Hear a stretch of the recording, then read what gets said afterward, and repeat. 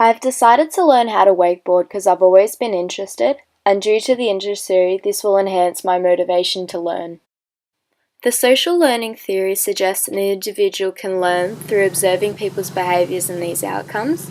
Due to this, I've got a family friend, Mark, to help me out with the demonstration. My goal by the end is to be able to move over the wake and back again.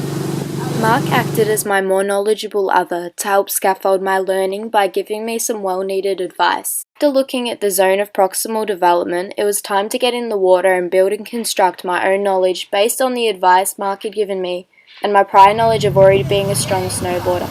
My first goal was being able to stand up, and this was quite a challenge as it was completely new to me.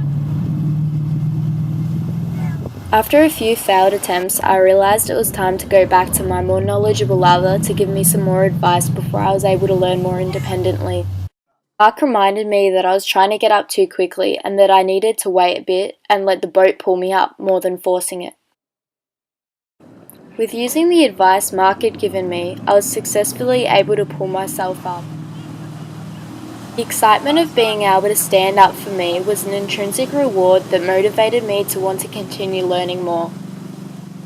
After being able to learn to stand, my next goal was being able to turn. According to the goal orientation theory, motivation is enhanced when the information is connected to the student's personal objectives. When learning to turn, I built on my prior knowledge of snowboarding, of tilting my heels and my toes to move left or right. After using this knowledge of turning, it was time to try moving over the wake. After one painful, failed attempt, I was able to successfully move over the wake. After successfully being able to move over the wake, this further motivated me to keep learning. My final challenge was being able to move back over the wake.